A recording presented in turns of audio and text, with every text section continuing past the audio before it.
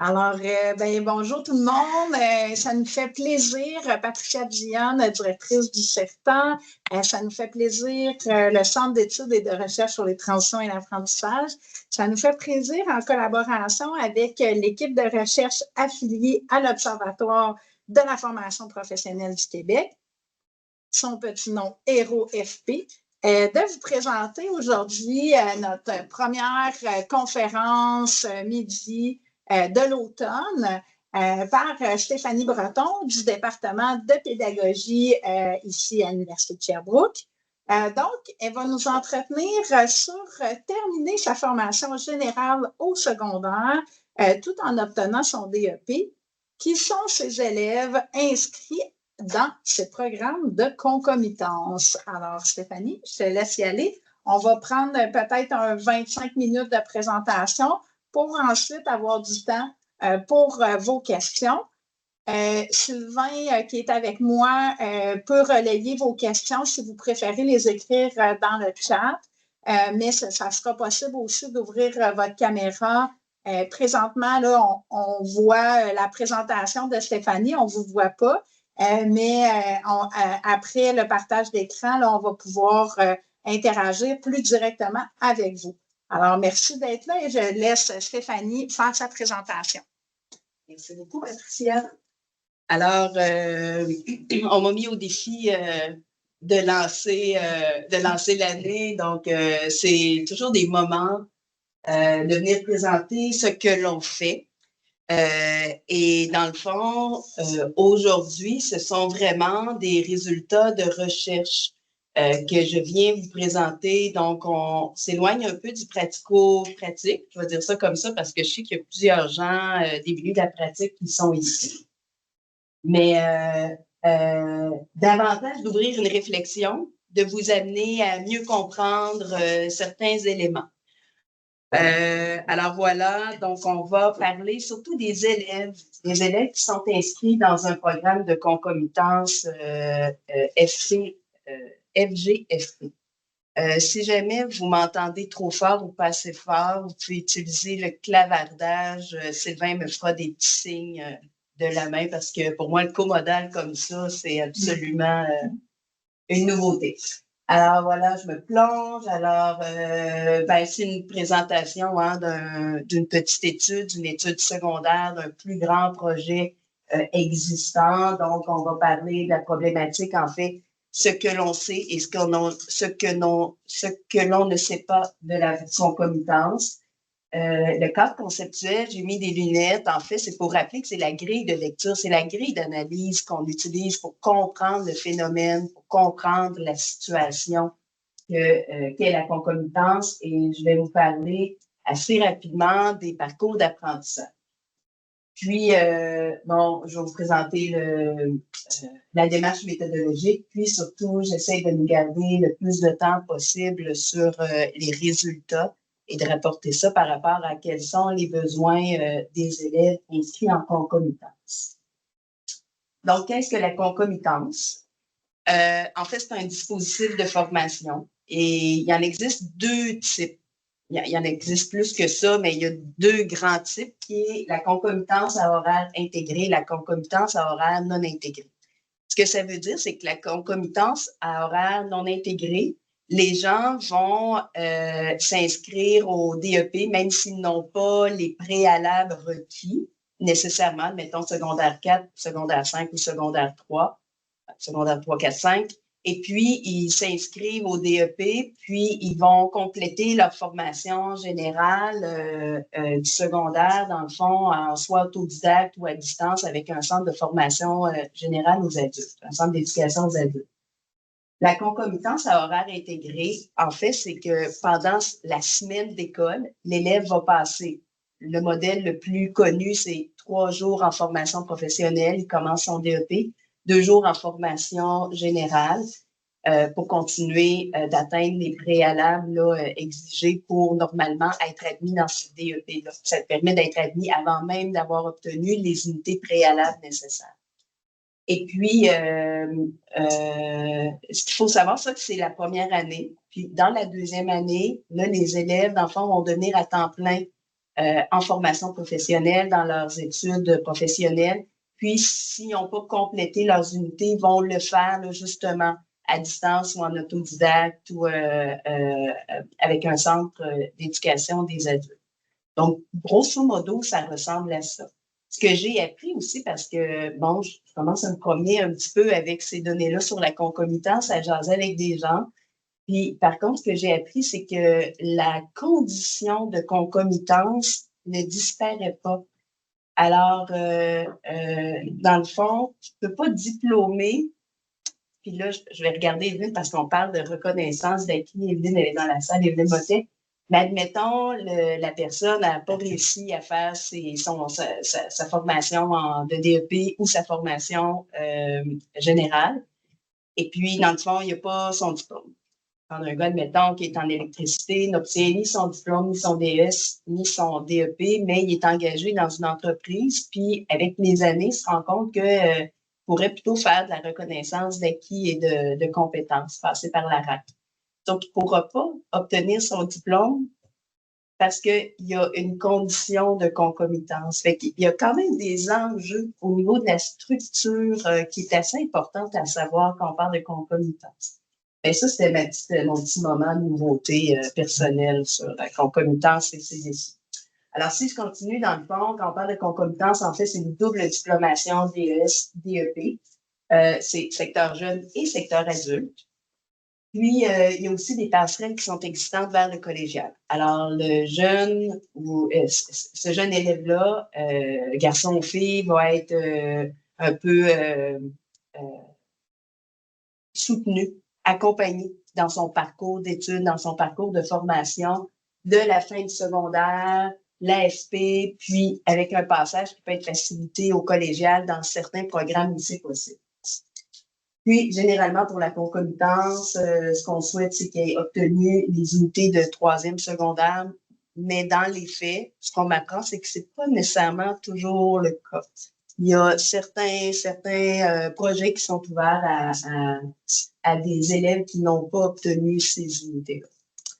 Puis, donc, la finalité, le but de la concomitance, c'est vraiment augmenter la fréquentation des jeunes de moins de 20 ans en formation professionnelle.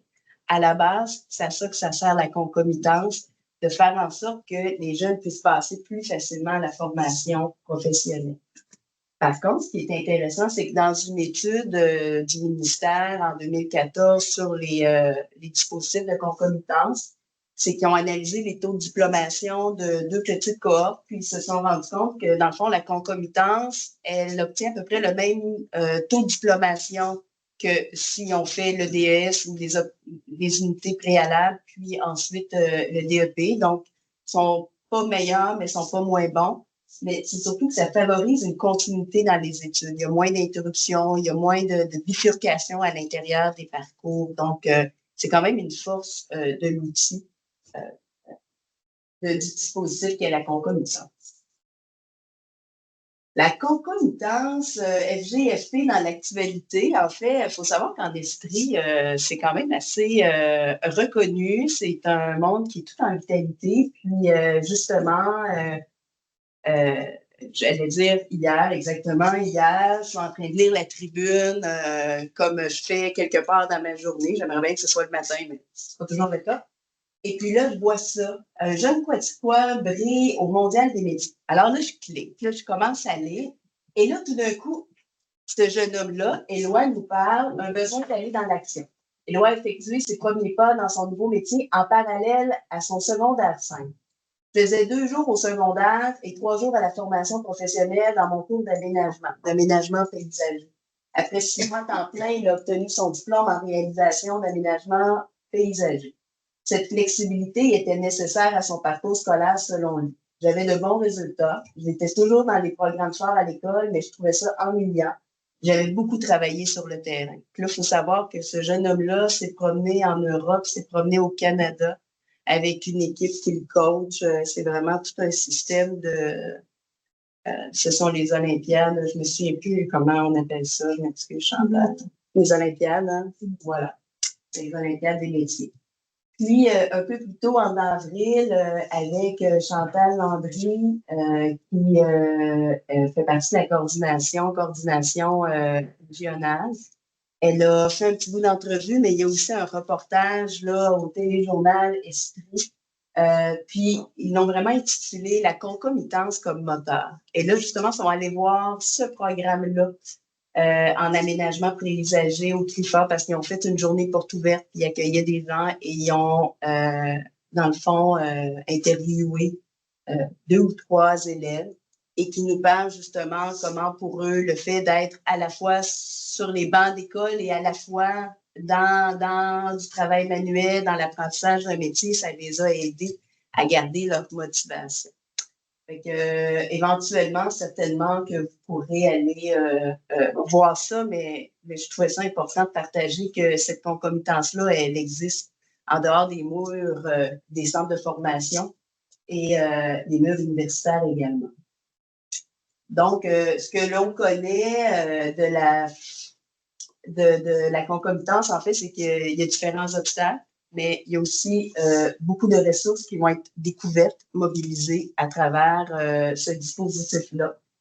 Donc, d'un côté, ici, c'est vraiment ce qui tire vers l'avant, ce qui protège, soutient, accompagne les élèves dans leurs apprentissages. C'est vraiment ce qui a été dit, puis c'est lié à différentes recherches qui ont eu lieu. En fait, il y en a eu 3 majeures sur la concomitance. C'est une augmentation du sentiment d'appartenance, un soutien social aussi perçu. Ils ont l'impression que les gens les accompagnent dans leurs projets.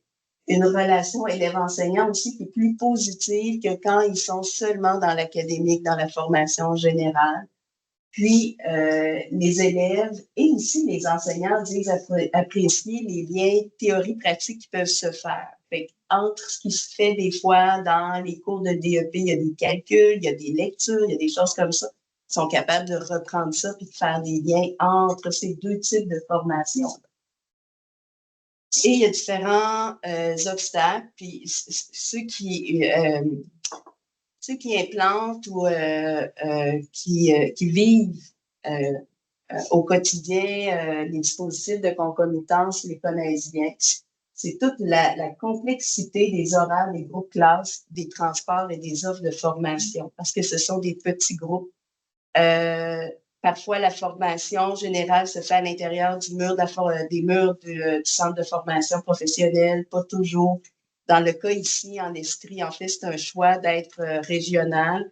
Puis, ils vont organiser un transport pour que les élèves, justement, de Sherbrooke puissent aller à Quaticook faire leur journée en formation professionnelle. Donc, c'est tout un casse-tête logistique de créer ces groupes-là aussi. Il y a aussi un enjeu, ce sont les mesures adaptatives ou les mesures d'accommodement qui ne sont pas toujours utiles. C'est quelque chose qui commence à être connu en formation professionnelle. Alors, on se retrouve avec des aides à la prise de notes, admettons, ou un tiers-temps, ou des choses qui sont bien utiles quand on travaille dans un cahier, quand on est dans un apprentissage, je vais dire, livresque.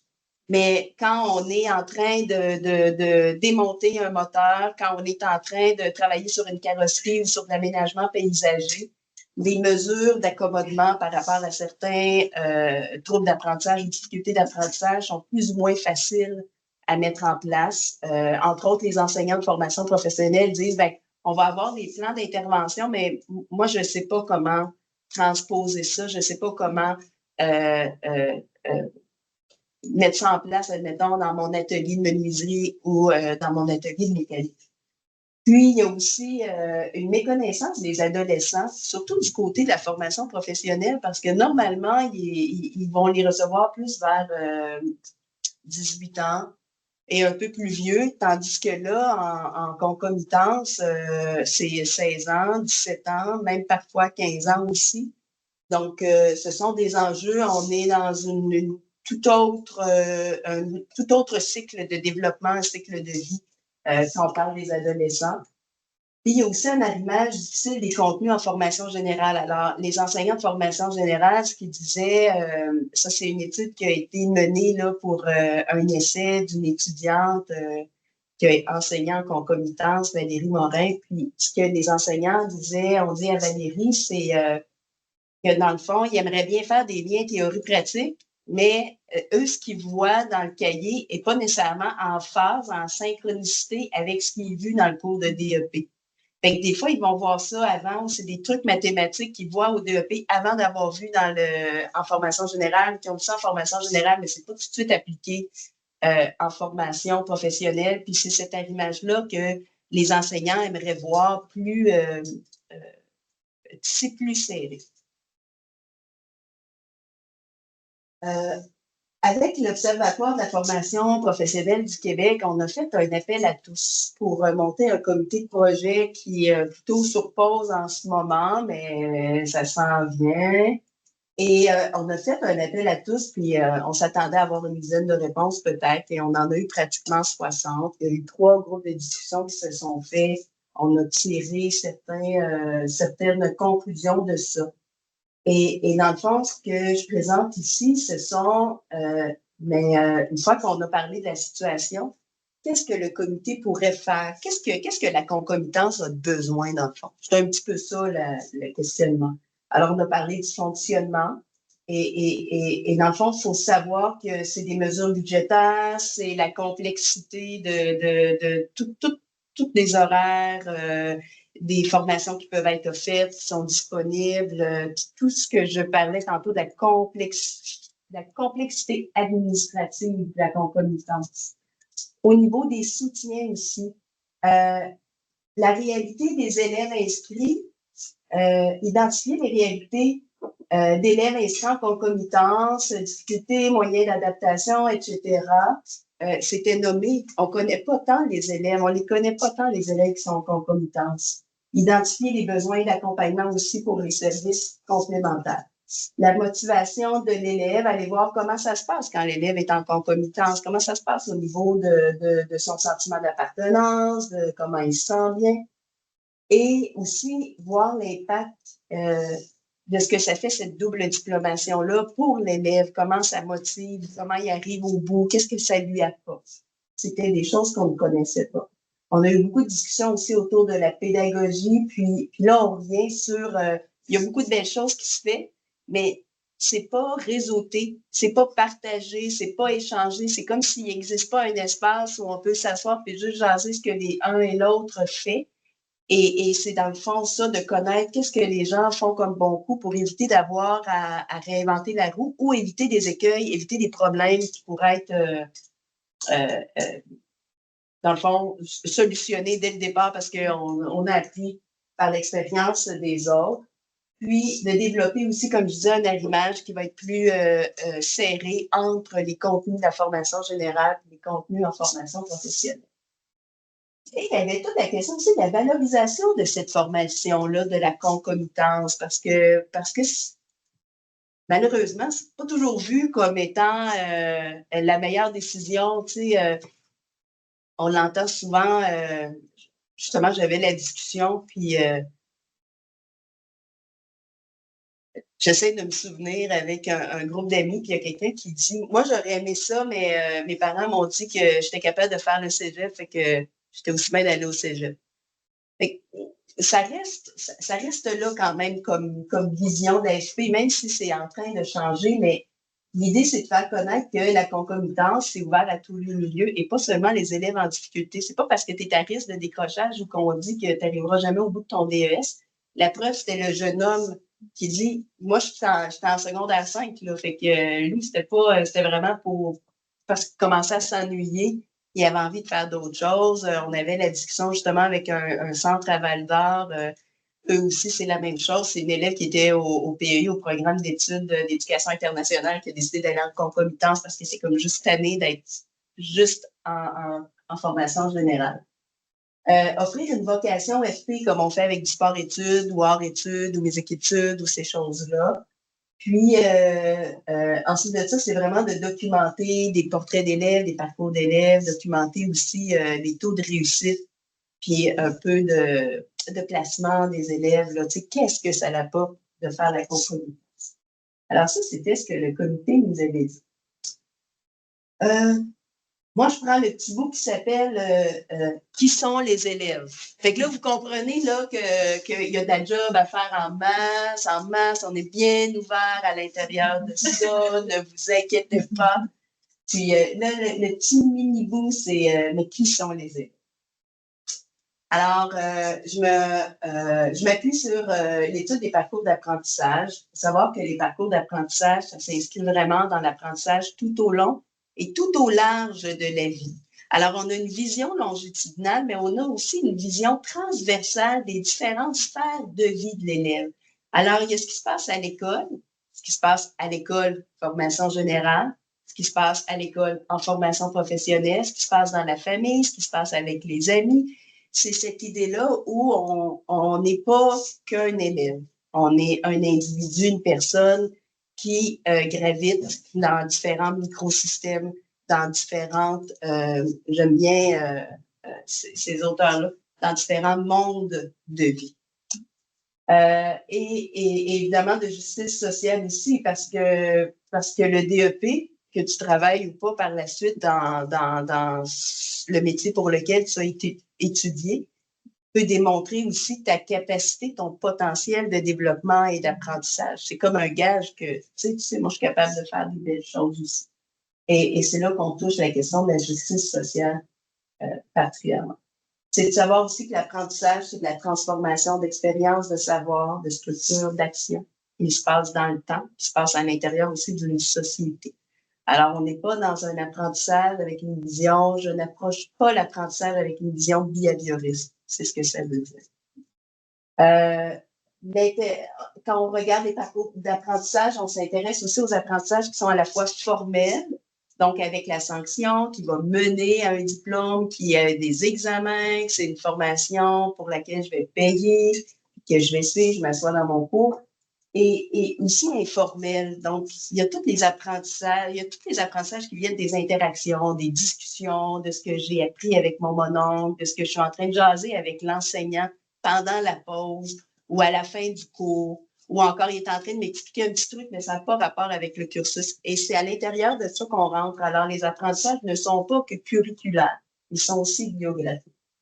Puis, ça s'inscrit aussi de très près avec le rapport au savoir. Je ne m'étendrai pas, là, ici, il y a quelqu'un qui va me le souligner, mais c'est de savoir que le rapport au savoir, c'est sa relation que l'on a face à soi-même dans l'apprendre avec un grand A, face aux autres aussi dans l'apprendre avec un grand A. Donc, vraiment, comment on se situe face à l'action de l'apprentissage.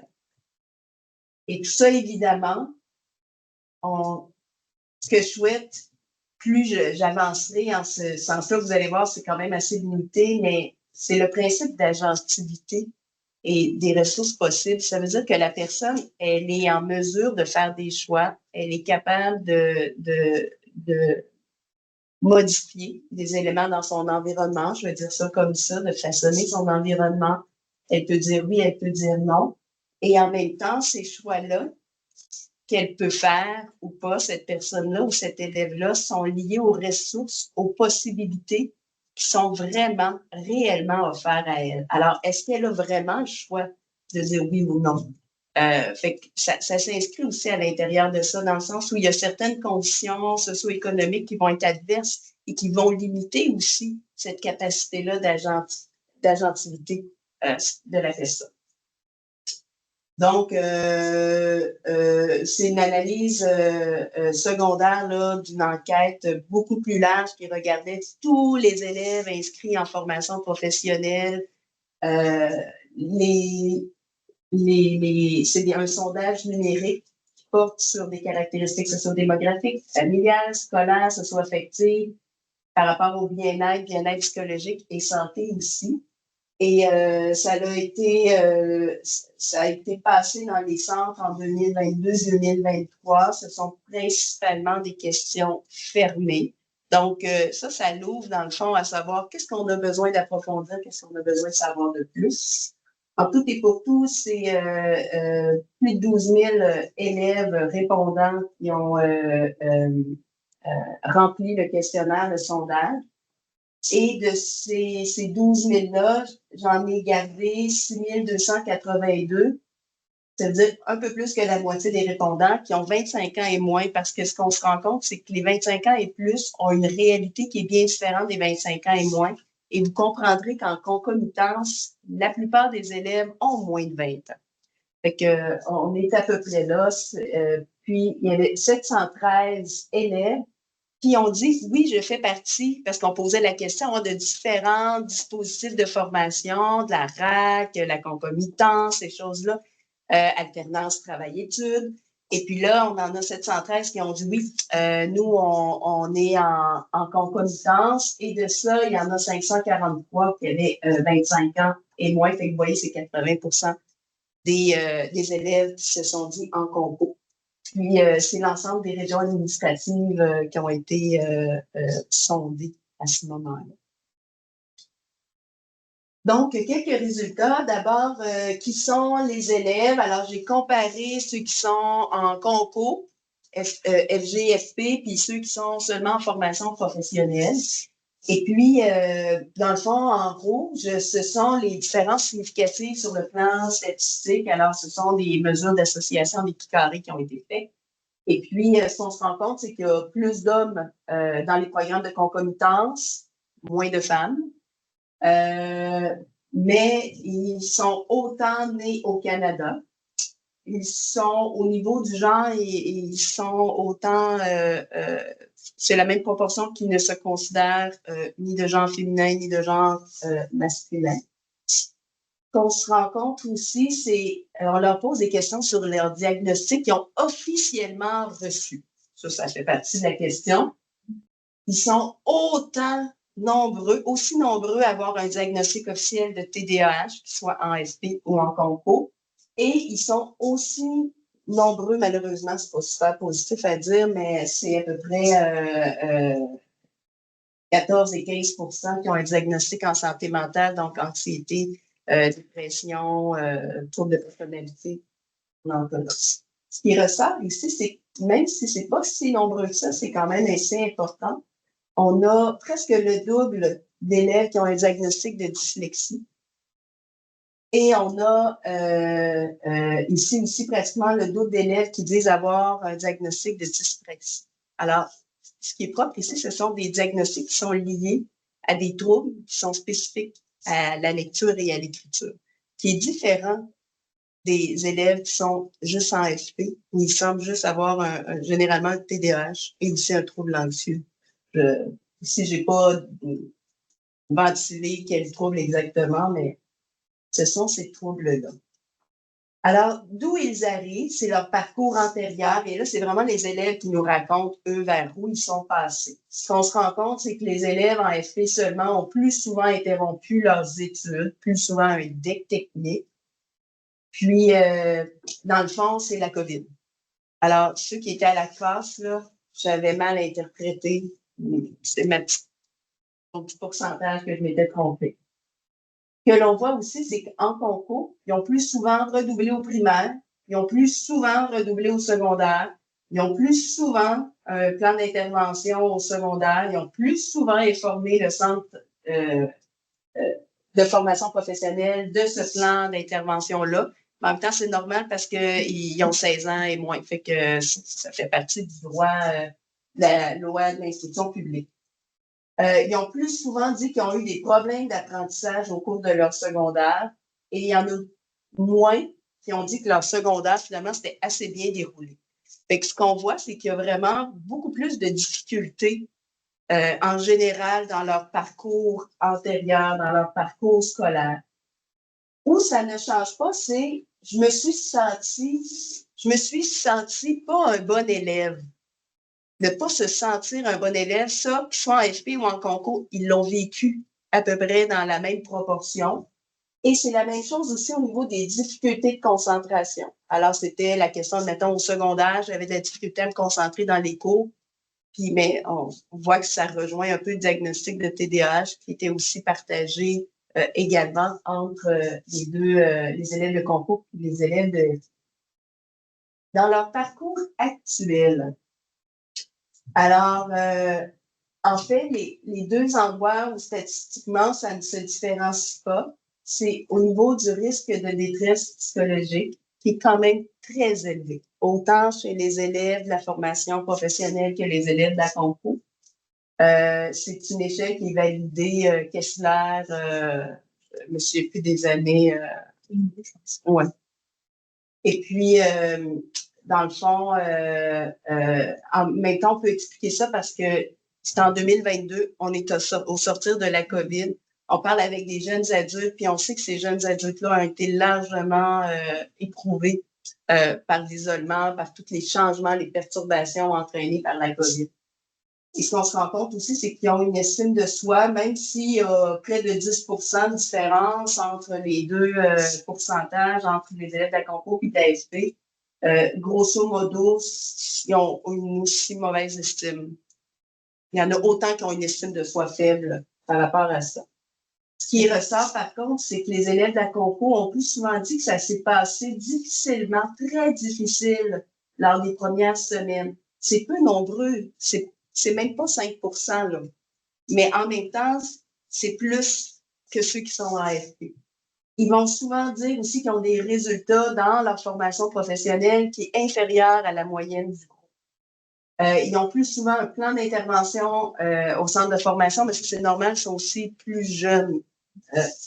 Ils vont aussi avoir des difficultés importantes. Ça veut dire que c'était une question avec 14 items, avec toutes sortes de difficultés, de concentration, de s'organiser, de motivation à faire tes travaux, à faire tes examens, de se sentir stressé. Puis on leur demandait à quel point ça les touchait ou pas.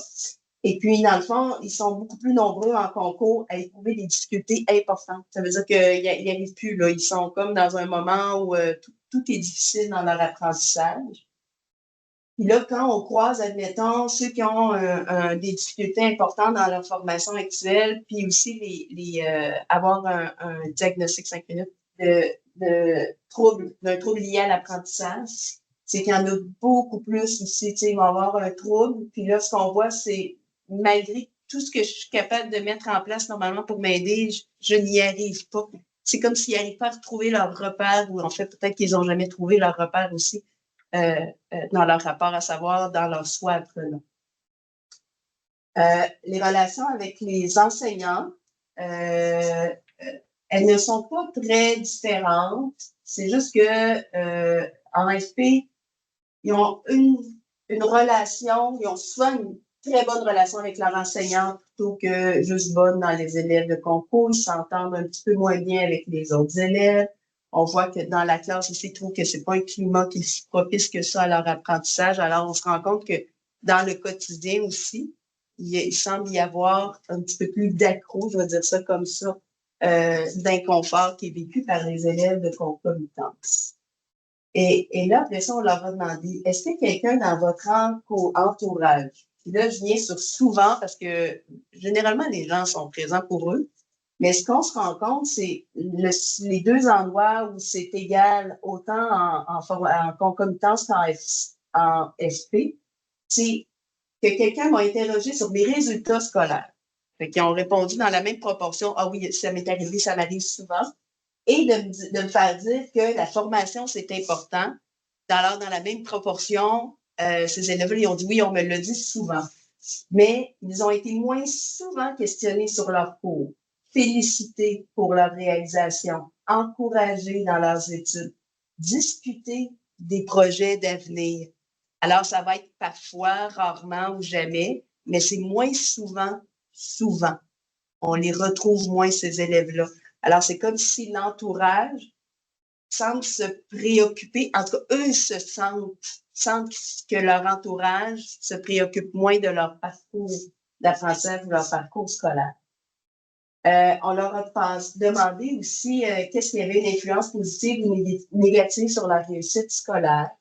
Puis, au niveau du travail, il n'y avait pas de différence entre les élèves de la concours et les élèves de l'AFP, ni pour la vie affective, ni les amis, ni les loisirs, ni leur confiance en eux. Où ça change ici, c'est dans le cas des élèves en concomitance, c'est à l'item, ma famille influence plutôt négativement ma réussite scolaire. Il y a plus souvent d'élèves de concours qui ont répondu oui. En même temps, c'est 6 mais c'est quand même le double des élèves de l'AFP. Et dans le fond, ici, c'est inverse. C'est ma situation financière qui influence plutôt négativement ma réussite scolaire. Puis là, on voit ici que c'est vraiment pour les élèves de la formation professionnelle pour qui c'est vraiment plus un obstacle.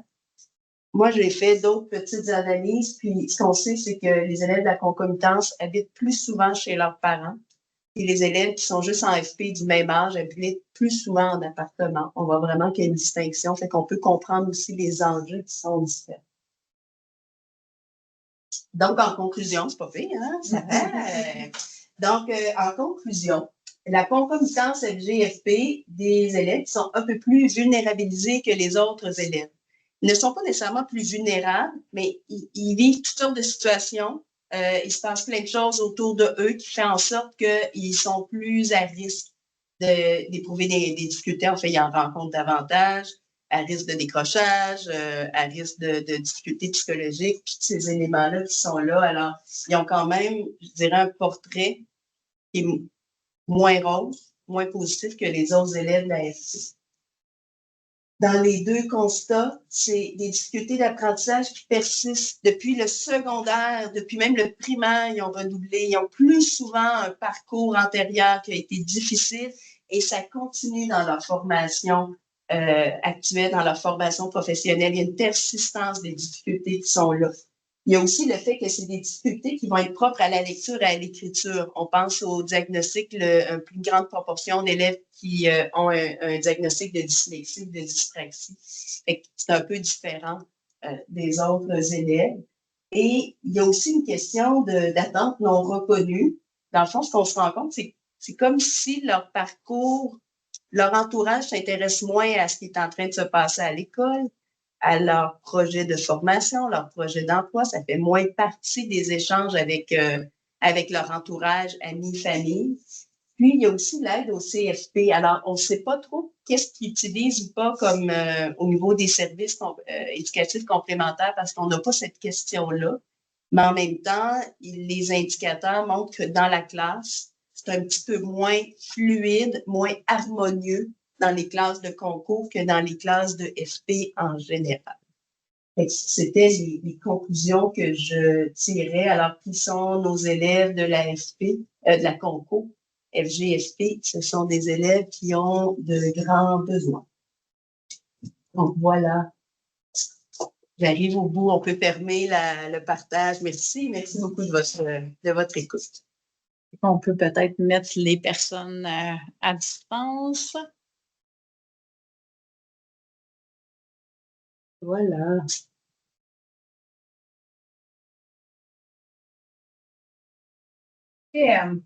Alors, vous pouvez aussi ouvrir votre micro si vous avez des questions. On va y aller avec la première question de Sonia. Si vous voulez y aller, Sonia. Oui, bonjour. Moi, je suis conseillère pédagogique. J'ai été pendant pratiquement 14 ans conseillère en information scolaire responsable des admissions au CFP Le Tremplin à Thetford. Et c'est juste une petite précision que je veux vous faire au niveau des jeunes qui sont, parce que nous, ça fait 9 ans qu'on a de la concomitance intégrée et non intégrée.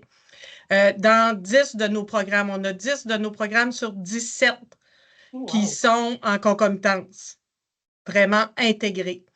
Et particularité, c'est que nos élèves, tantôt vous avez parlé de la RAC, un élève qui termine son DEP, qui manque un préalable à l'AFP, pas un préalable, mais une compétence à l'AFP, s'il s'en va sur le marché du travail, puis qu'il y a un préalable manquant et qu'il revient, son DEP se déclenche. Quand il est déclenché via la RAC, on oublie le préalable manquant. Yes. Ah, ça, c'est une bonne nouvelle. Merci, parce Sonia. que moi, je l'ai vécu, un élève en mécanique industrielle qui manquait ses mathématiques, il avait un TDG et il manquait ses mathématiques, le cahier 41-53. Il l'a commencé, il l'a échoué 2 fois, il l'a abandonné une fois. Il est allé travailler 3 ans. Il est revenu faire la compétence manquante en AFP et son DEP en mécanique industrielle s'est déclenché parce qu'il l'a eu via la RAC. Et via la RAC, ben, il n'y a pas de préalable manquant. C'est une bonne nouvelle parce que semblerait que ça se fait pas comme ça dans tous les centres de services. Fait que c'est un beau moment. On va...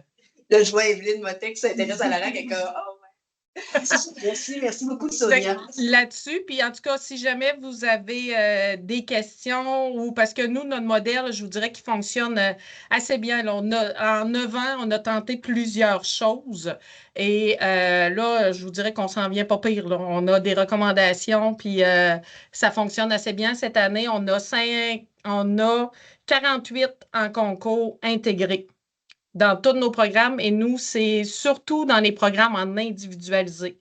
Ce qui fait que les élèves, ils sont toujours dans notre centre de formation professionnelle. C'est les enseignants de la formation générale qui viennent à l'école, au centre de formation professionnelle. Et les élèves sont tous regroupés. Peu importe dans quel programme ils sont, on les regroupe pour la formation générale. 3 avant-midi par semaine. Le reste du temps, ils sont répartis dans leur DEP. Oui. Alors, merci Sonia. Puis j'ai pris votre nom en note. C'est bon. Est-ce qu'il y a d'autres personnes qui aimeraient réagir dans la salle, en ligne? Olivier, je me questionne sur les modalités d'organisation, comment la formation générale s'intègre à la formation professionnelle lorsque la formation n'est pas individualisée. Ça, c'est une question à laquelle je n'ai pas de réponse en ce moment. Je suis justement en train de travailler pour obtenir du financement pour aller questionner différents milieux et voir ce qui existe. Mais si c'est quelque chose qui vous intéresse, Olivier, vous pourriez vous brancher avec l'Observatoire si ce n'est pas déjà fait, envoyer une petite note, puis quand on aura des moments d'échange justement sur les pratiques dans les milieux, ce qui avait été demandé ici, on pourra vous faire signe plus spécifiquement. Geneviève Talbot. On va vous demander d'ouvrir votre micro, s'il vous plaît. Oui, merci beaucoup, Madame Breton, pour la présentation. Je vous ai mis dans le clavardage un lien vers un espace membre du site TREAC qui mène à un répertoire des modèles pédagogiques en FP. Donc, c'est un outil qui a été développé par notre équipe dans lequel on répertorie dans l'ensemble du Québec les CFP où il y a des programmes offerts en concomitance et quel programme en particulier. Vous avez un fichier Excel avec des filtres. Vous pouvez choisir concomitance, puis vous allez voir tous les DEP dans le Québec, dans les différents CFP qui sont offerts en concomitance. Parce que c'était dans les objectifs de votre comité au début, quand vous aviez indiqué que c'était un des défis qui avait été nommé par les 60 personnes de répertorier les CFP où il s'offrait de la concomitance.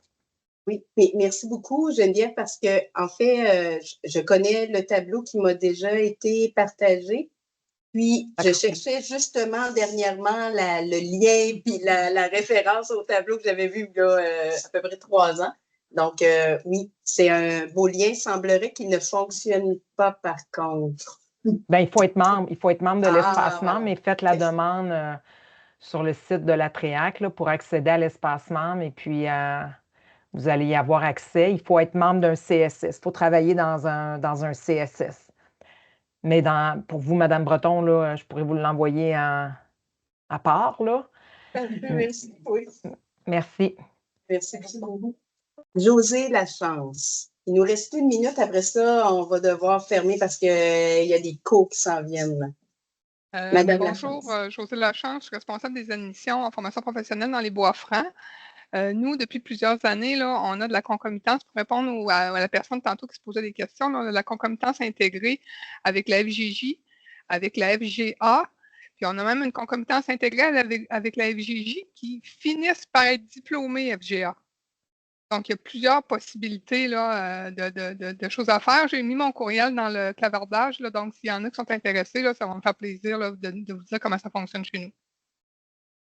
Merci. Ce sont des activités qui sont importantes aussi, justement, pour connaître qui est intéressé, qu'est-ce qu'il y en est. Où est-ce qu'on en est aussi dans les connaissances scientifiques, hein? Comme vous voyez, la recherche, elle avance doucement. La concomitance aussi, c'est un tout petit dispositif qui touche environ 10% des élèves inscrits en formation professionnelle, qui représente à peu près 10% des élèves inscrits au secteur jeune ou en formation générale au Québec. Donc, c'est sûr que mais en même temps, ça touche beaucoup de gens, mais ça demeure limité. Alors, on ne peut pas s'inscrire comme membre. Alors, on pourra vous laisser discuter avec les gens de la fédération. Puis, voilà. Alors, moi, je crois qu'on clôt ainsi. Merci beaucoup à tout le monde d'avoir été présent. Merci Stéphanie pour cette présentation. Que les gens en présence, on peut se permettre d'applaudir. Stéphanie, puis je vous invite à communiquer avec Stéphanie si vous avez, ou avec l'Observatoire, si vous avez des questions aussi plus spécifiques. Je pense que j'ai bien entendu un besoin de réseautage aussi dans les points que tu avais mentionnés. Donc, si jamais vous avez des questions, je pense que Stéphanie, est-ce que le local est utilisé tout ça pour un cours? Je pense que non, fait qu'on pourrait peut-être quand même le temps officiel va être fini, mais Stéphanie, peut-être si tu veux interagir avec quelques personnes en ligne qui auraient encore des questions, ça va qu'on fait ça de manière abrupte un peu. C'est la limite des conférences sur l'heure du dîner. Puis il y aura donc, je sais qu'il y a une autre conférence aussi qui va être conjointe entre le CERTA, le Centre d'études de recherche sur les transitions et l'apprentissage, et l'équipe affiliée à l'Observatoire HERO-FP. Alors, restez à l'encoute, comme on dit. Voilà. Merci infiniment. Donc, je te laisse gérer pour les questions en ligne. Bye bye tout le monde. Merci. Au revoir. Merci à tous.